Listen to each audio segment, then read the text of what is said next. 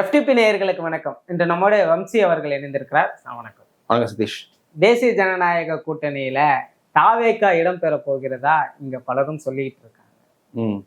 ஆனா தாவேகா தன்னுடைய கொள்கை எதிரியா பாஜகவை முன்னிறுத்தி தொடர்ந்து அவங்களுடைய அரசியலை செய்யறத நம்மளால பார்க்க முடியுது. இது எந்த அளவுக்கு சாத்தியம்? இதை பத்தி நீங்க என்ன நினைக்கிறீங்க? இது எல்லளவும் இந்த அணி அமைகிறது சாத்தியமே கிடையாது. அப்படி அமையணும்னு சில பேர் நினைக்கிறாங்க. பட் பிராக்டிக்கலி அது பாசிபிள் கிடையாது. ஏன்னா விஜயோட வாக்கு வங்கி என்பது நிரூபிக்கப்பட்ட வாக்கு வங்கி கிடையாது. அவர் இந்த கூட்டத்தை காட்டி எனக்கு 30% இருக்கு, பெரிய கூட்டம் வருது, 40% வருது அப்படி கிளைம் பண்றாரு. பட் யாருமே கிளைம்ஸ் ஒத்துக்க மாட்டாங்க, ப்ரூஃப் தான் ஏற்றுப்பாங்க. நீங்க எலெக்ஷன் கமிஷன் டேட்டா தான் இருக்கா, எந்த இடத்துல எவ்வளவு ஓட்டு இருக்குன்னு இந்த ப்ரூஃப் அடிப்படையில் தான் அலையன்ஸே போவாங்க. இன்னைக்கு விஜய் கிட்ட ப்ரூவன் ஓட்டே கிடையாது. அவர் ஓட்டு வரும்னு எதிர்பார்க்கிறாரு. அதை வச்சு யாரும் கூட்டணி போக மாட்டாங்க. ஏன்னா விஜய் தனக்கு இன்னும் கிடைக்காத ஒரு ஓட்டை இன்னொருத்தர் டிரான்ஸ்ஃபர் பண்ண முடியும்னு கிளைம் முடியும். முதல்ல அவர் அந்த ஓட்டை வாங்கி வச்சுக்கணும். அதை அதுக்கப்புறமா கொஞ்சம் ஆர்கனைஸ் பண்ணி இன்னொருத்தர் டிரான்ஸ்ஃபர் பண்ணணும். இப்போ அது கைக்கு வரதுக்கு முன்னாடியே இன்னொருத்தர் டிரான்ஸ்ஃபர் பண்ண முடியும். ஏன்னா இன்னைக்கு விஜய் பின்னால நல்ல கூட்டம் வருது. யங்ஸ்டர்ஸ் நிறைய பேர் இருக்காங்க, லேடிஸ் நிறைய பேர் இருக்காங்க, ஃபர்ஸ்ட் டைம் ஓட்டிங் விமன் நிறைய பேர் பார்க்க முடியுது. ஆனா அவங்க எல்லாம் என்னன்னா விஜய் மீது ஒரு பெரிய பற்றுதல் கொண்டவங்க. விஜய் சீஃப் மினிஸ்டரா வரணும், ஒரு பெரிய மாற்றத்தை கொண்டு வரணும்னு எதிர்பார்க்குறாங்க. அவங்களை எடுத்து போய் எடப்பாடி சீஃப் மினிஸ்டர்னு சொல்லி ஓட்டு போட வைக்க முடியாது. நிச்சயமா இது விஜயை விட எடப்பாடிக்கு நல்லா தெரியும். இது ப்ராக்டிக்கலி பாசிபிள் கிடையாது. அதனாலதான் அவர் இப்ப பலர் குருமூர்த்தி அவர்கள் பேட்டியில கூட என்னன்னா முதல்ல அதிமுக தாவேக்காவோட கூட்டணி பேச்சுவார்த்தை நடத்துனாங்க அப்படின்ற மாதிரி நிறைய பேர். இப்ப சவுக்கு சங்கர் பேசுற வீடியோ கூட ஃபர்ஸ்ட் தாவேக்கா ஆகாவும் புகழ்ந்திருந்தாரு. ஏன்னா அப்ப அதிமுக தாவேக்கா கூட்டணி பேச்சுவார்த்தை மாதிரி இருந்துச்சு. பட் அதிமுக எப்படி பார்த்திருப்பாங்கன்னா விஜயோட பிரச்சாரத்துக்கு ஒரு வெயிட்டேஜ் ஒரு சீட்டு கொடுத்துருப்பாங்க. விஜய் ஒரு பெரிய லீடரு அப்படின்ற சீட்டு கொடுத்துருக்க மாட்டாங்க. இவங்க என்னன்னா ஒரேடி 60-70 சீட்டு துணை முதலமைச்சர் போஸ்ட் அப்படி கேட்டிருப்பாங்க. அது அவங்க கொடுக்கணும்னு நினைக்கிறதுக்கும் இவங்க கேட்கறதுக்கும் பெரிய டிஃபரன்ஸ் இருந்திருக்கும். அது அமைஞ்சிருக்கு. இப்பவும் அதே சிக்கல் தான் இருக்கு. இன்ஃபேக்ட் இதுல இப்ப தேசிய ஜனநாயக கூட்டணி ஒரு விஜய் வரதா இருந்தா அதிமுக பாஜக அதுக்கப்புறமா விஜய்ன்ற மூன்றாவது இடத்துக்கு வரும்போது அவர் லீடர்ஷிப்பே அதுல ஒரு பெரிய அளவு அடி வாங்கும். அப்ப விஜய் கூட்டணிக்கே ஒரு தேவையில்லைன்ற அந்த மாதிரி ஒரு ஒரு சிச்சுவேஷன். நிச்சயமா தமிழ்நாட்டுல அதிமுக தாவேகா கூட்டணி, நாங்க தேசிய ஜனநாயக கூட்டணி இல்ல அப்படின்னு கிளைம் பண்ண முடியும். அது எப்படியும் கிளைம் பண்ண முடியும்? பிஜேபி இருக்க கூட்டணி இருக்கு. நாளைக்கு 2026 தேர்தல் பிரச்சாரத்துக்கு மோடி வர போறாரு. இன்ஃபேக்ட் பிஜேபி எவ்வளவு சீட்டு வாங்க போறாங்கன்ற இப்பவே சில பேர் சொல்லிட்டு இருக்காங்க. அது வாங்கும்போது தெரியும். அவங்களோட பார்கெனிங் ஏற்ற மாதிரி அவங்க சீட்டு வாங்குவாங்க. அப்போ ஆனா உறுதியா அந்த அணியில 2வது பெரிய கட்சியா பிஜேபி தான் இருக்கும். ஏன்னா அப்படிதான் அவர் இப்போ ஃபைனலைஸ் பண்ணிட்டு வர்றாரு. அப்படி இருக்கும்போது இது தேசிய ஜனநாயக கூட்டணியா தான் ப்ரொஜெக்ட் பண்ண வரும். ஏன்னா நம்ம எடப்பாடி எதை சொல்றாரு, தேசிய அளவு தேசியத்துக்கு மோடி, இப்ப தமிழ்நாட்டுக்கு நான் அப்படின்ற மாதிரி சொல்றாருல. அப்படி இருக்கும் பிரச்சாரத்துக்கு மோடி வரும்போது எப்படி இது பாஜக அல்லது அதிமுக கூட்டணின்னு எப்படி அவங்க சொல்ல முடியும்? இல்ல, ஒருவேளை இணையும் பட்சத்துல இவங்களுக்கு வாய்ப்புனா அது மட்டும் தானே. ஏன்னா தனித்து நின்னா வெற்றி பெற முடியாதுன்னு 100க்கு 100 எல்லாருக்கும் தெரிந்த விஷயம். அப்படி ஒரு வாய்ப்பை பயன்படுத்துகிறதுக்காக விஜய் இந்த மாதிரி ஒரு ஸ்ட்ராட்டஜிஸ், ஏன்னா நிறைய ஸ்ட்ராட்டஜிஸ்ட் இருக்காங்க. இல்ல, இது எல்லா ஸ்ட்ராட்டஜிஸ்டுமே சொல்றதுன்னா இது வரைக்கும் பிரசாந்த் கிஷோர் கூட பலர் பிரசாந்த் கிஷோர் பேட்டிகள்லேயே சொல்றது அரசியலை பொறுத்தவரை ஒரு லாங் டேர்ம் பிளானோட வரணும். இது ஒரு லாங் கேம் வரணும். இது எல்லாரோட ஒரு டிசிஷன்ஸ் நம்ம லாங் டேர்ம் க்ரோத் மைண்ட் பண்ணணும். அப்படி இருக்கும்போது அவங்களே முதல் தேர்தலில் விஜய் வெற்றி பெறுவார். இல்லை விஜய்க்கே அந்த எண்ணம் இருக்குமான்னு எனக்கு தெரிஞ்சிருக்கு. இப்போ நீங்க மாடர்ன் டே பாலிடிக்ஸ்ல தேர்தலில் ஜெயிச்சு ஆட்சியை பிடிப்பதுதான் வெற்றின்னு அப்படி இல்லை. நீங்க ஒரு கணிசமான ஓட்டு எடுத்துட்டு அந்த ஓட்டு இன்னொருத்தருக்கு அதிகாரத்தை கொண்டு வரும்ன்ற மாதிரி நீங்க எஸ்டாப்ளிஷ் பண்ணிட்டீங்கனாலே உங்களுக்கு அந்த ஓட்டுக்கு ஏற்ற மாதிரி அதிகாரம் அடுத்த தேர்தலே வரும். பவன் கல்யாணம் எடுத்துக்கோங்க. அவர் போட்டியிட்ட முதல் தேர்தலில் என்ன ஆட்சி பிடிக்கல, 7% ஓட்டு தான் எடுத்தார். ஆனா 2வது தேர்தல் 7% ஓட்டை வச்சு ஒருத்தர் ஆட்சி கொண்டு வந்தார். நீங்க துணை முதலமைச்சர் உட்காந்துருக்க அந்த மாதிரிதான் ஒருத்தர் வர முடியும். விஜய் முதல்ல தன்னுடைய வாக்கு வங்கி எவ்வளோன்னு ஒருத்தர் எஸ்டாப்ளிஷ் பண்ணணும். அதுதான் அவருடைய எய்மா வச்சு போக முடியும். அதை வெளிப்படையா சொல்ல முடியாது. நான் ஜெயிப்பேன் தான் சொன்னேன். ஏன்னா அவர் அது வாக்கு வங்கிட்டு மூடி வச்சிருக்க கை மாதிரி தான். என்ன இருக்குன்னு யாருக்கும் தெரியாது. அவர் 30% இருக்கலாம், 40%, 50% சொல்லலாம். என்டிஆர்ல முதல்ல தேர்தல் சந்திக்கும் 50% ஓட்டு எடுத்தார். 50% என்டிஆர் மாதிரி வரலாம்னு சொல்லலாம்.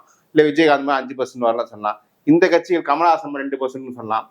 யாருக்கும் தெரியாது. அது வந்து நம்ம வந்து ப்ரூவ் பண்றதும் கஷ்டம். ஃபைனலா ரிசல்ட்ல தான் தெரியும் நமக்கு. அப்படிங்கும்போது அது வரைக்கும் நம்ம கிளைம் வச்சுக்க வேண்டியதுதான். 2024 தேர்தல் அப்போ தொங்கு பாராளுமன்றம் அமைய போகுது அப்படின்ற இந்த வார்த்தையை குறிப்பிட்டு சொன்னாங்க. அந்த மாதிரி 2026ல தொங்கு சட்டமன்றமா அமையறதுக்கு ஏதாவது இல்ல, அதுக்கு வந்து இன்னும் டைம் இருக்கு. இன்னும் 1 வருஷம் இருக்கு. இன்னும் எப்படி அணிகள் அமையுதுன்னு இப்போது இன்னைக்கு களத்த 4 பேர் உறுதியா இருக்கு. 4 சீஃப் மினிஸ்டர் கேண்டிடேட் இருக்காங்க.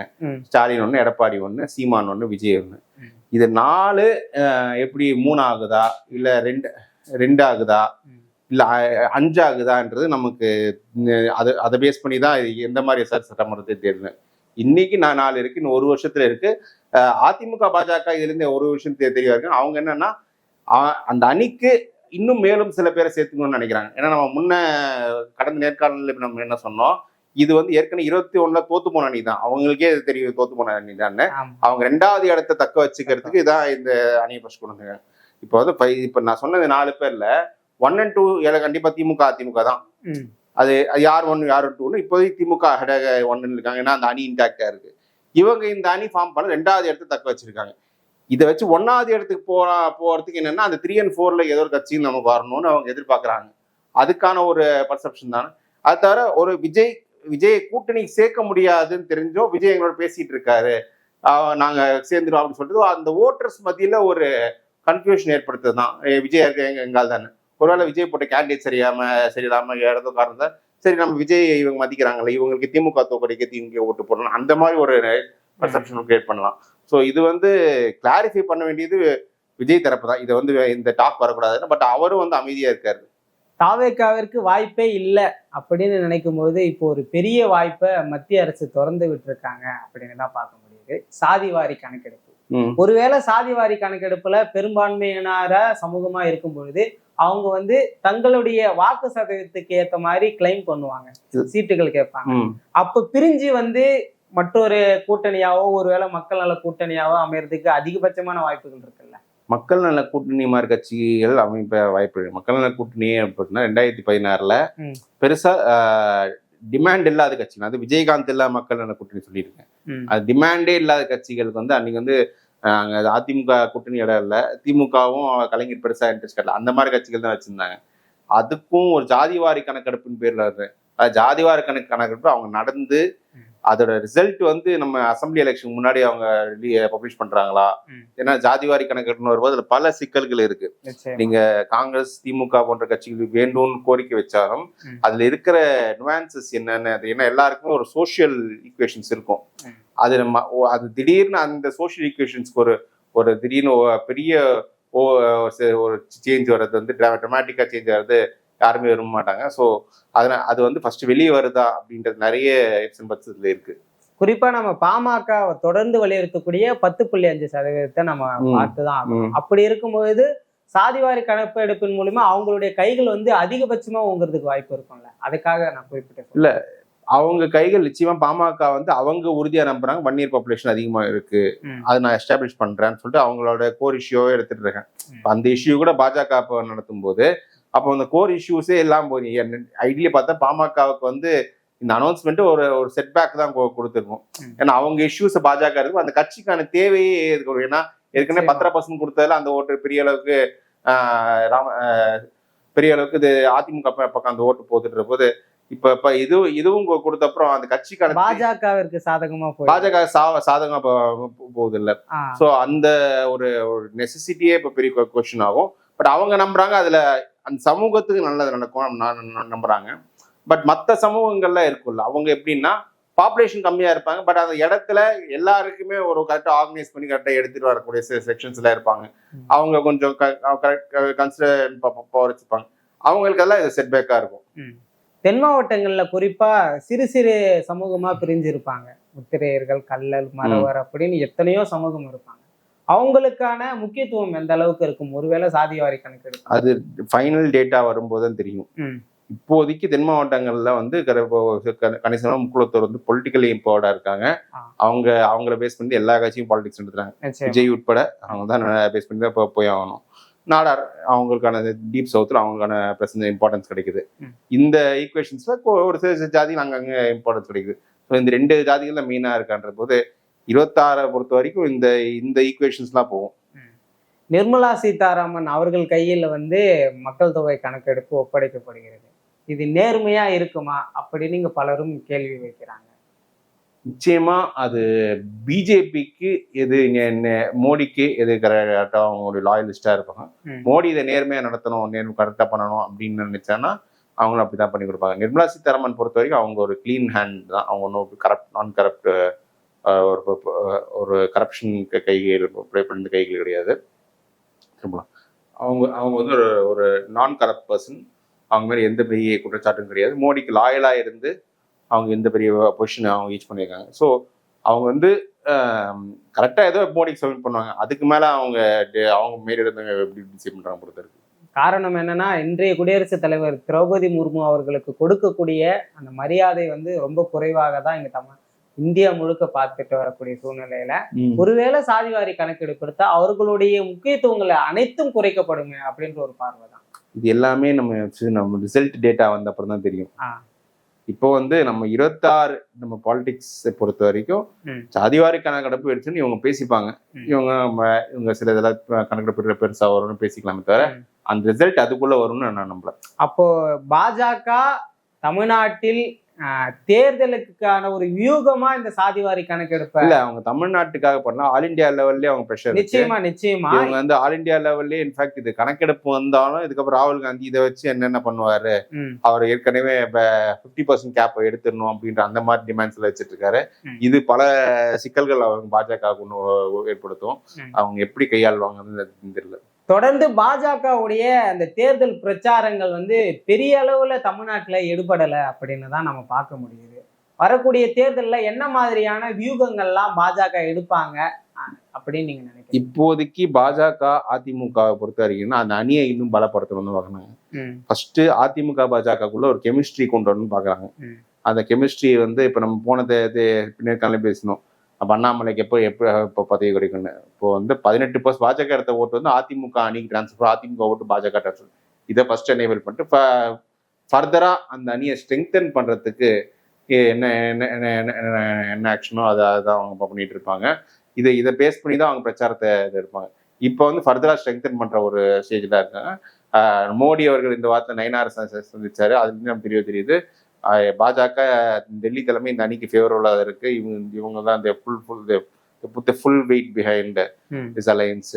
நயனார் வந்து எங்களோட ஆள்னு மோடி தெளிவா சிக்னல் இண்டிகேஷன் கொடுத்துட்டாரு. அது இதுக்கப்புறமும் சோசியல் மீடியால வந்து இது கூட்டணி ஏற்றுக்க மாட்டோம் அப்படின்னு பேசுறவங்க எல்லாம் அவங்க வந்து இன்சிக்னிபிகன்ட் அந்த ஒரு இருந்து அவங்க எடுக்கிறாங்க. ஒருவேளை தாவேகா இந்த தேசிய ஜனநாயக கூட்டணியில இடம்பெறணும்னா அவங்க என்ன பண்ணணும்? இல்ல வந்து நீங்க தாவேகாவை பொறுத்தவரை அவங்க வந்து ஒண்ணுமே பெருசா பண்றதில்ல. அவங்க வர்ற ஆஃபரை பொறுத்தா இருக்கு. அதிமுக பாஜக வந்து தாவேகா உள்ள சேர்க்கணும்னா அவங்க வந்து ஃபர்ஸ்ட் புரிஞ்சுக்கணும், இது வந்து வாக்கு வங்கி நிரூபிக்கப்படாத ஒரு கட்சி. அது வந்து இதுதான் பிரச்சனை. இந்த கட்சியின் ஆதரவாளர்கள் மத்தியில் விஜய்க்கு மிகப்பெரிய ஒரு ஸ்டேஜ் இருக்கு, ஹீரோ வர்ஷிப் இருக்கு. அவர் தான் தமிழ்நாட்டில் பெரிய சக்தியில் அவங்க நம்புறாங்க. பட் விஜய் வேண்டும். ஏன்னா இந்த கட்சி யங்ஸ்டர்ஸ் மத்தியில் என்டிஏ கூட்டணிக்கு ஒரு செல்வாக்கு வளமை. அண்ணாமலையும் கொஞ்சம் மார்ஜினைஸ் பண்ணப்பட்டதால யங்ஸ்டர்ஸ் மத்தியில் அதுக்கான பெருசாக அட்ராக்ஷன் இல்லை. ஸோ யங்ஸ்டர்ஸ் மத்தியில் அந்த அணியை சேர்க்கணும்னா விஜய் போன்ற வர்றது லாபம் தான். பட் எந்த டேர்ம்ஸில் வராங்கன்னு பொறுத்தா இருக்கு. ஒருவேளை விஜயை வந்து அவங்க 20-30 சீட்டு கொடுத்து அப்படி சேர்த்துக்கிட்டாங்கன்னா இதுவே விஜய் ஆதரவாளர்களுக்கு ஒரு பெரிய ஒரு மனக்கசப்பு ஏற்படுத்தும். ஏன்னா எங்க தலைவர் இவ்வளவு பெரிய லீடரு, இவ்வளவு பெரிய 20 சீட்டுக்கு சேர்த்துக்கிறீங்கன்னா அது வந்து அந்த அணிக்கு நெகட்டிவா போயிடும். ஒரு லாபம் வராது, நெகட்டிவா போயிடும். அப்போ விஜயை வந்து அவங்க எப்படி ட்ரீட் பண்ணலாம்னா, நீங்க வந்து தாவேகா வந்து இந்த தேர்தலில் போட்டியிடாதீங்க. இந்த தேர்தலில் நீங்க தேர்தலில் போட்டியிடாதீங்க. நீங்க வந்து பிரச்சாரம் பண்ணி கொடுங்க. அதாவது இப்போ விஜய்க்கு வந்து பவன் கல்யாண் உதாரணம் ஒப்பீடு பண்ணும்போது பவன் கல்யாண் 2014 இந்த கூட்டணிக்கு ஆதரவானார். தேர்தலில் போட்டியிட கட்சி இன்னும் வலுப்படுத்தணும், சில அமைப்பெல்லாம் சரி பண்ணணும்ன்ற மாதிரி தான் அவர் சொன்னாரு. நீங்களும் அப்படியே பண்ணுங்க. நீங்க வந்து கட்சியை வலுப்படுத்தணும். அது வந்து ஆனா திமுக ஆட்சி ஒழியணும். திமுக வீழ்த்த வேண்டும் அப்படின்னு சொல்லி நீங்க பிரச்சாரம் பண்ணி கொடுங்க. ஒரு போனஸா நாங்க ராஜ்யசபா அப்படின்னு நான் கொடுக்குறோம், உங்களோட கேம்பெயினுக்கு ஒரு ரெக்கக்னேஷனா கொடுக்குறோம் அப்படின்னு அந்த மாதிரி ஸ்டாண்ட் எடுத்து தவிர விஜய்க்கு நீங்க கூட்டணி விஜய் சேர்த்து இந்த ஒரு தொகுதி பங்கீட்டுல விஜய் இன்க்ளூட் பண்றது சாத்தியமே இல்லை. நிச்சயமா சார். தாவேகா தேசிய ஜனநாயக கூட்டணியில இருக்கக்கூடிய பல்வேறு கேள்விகளை வச்சேன். அதுக்கு எல்லாத்துக்கும் ரொம்ப தெளிவா சொன்னீங்க. பொறுத்திருந்து பார்ப்போம் என்ன நடக்குதுன்னு. நம்ம மேலும் ஒரு காணொலியில் சந்திப்போம். நன்றி.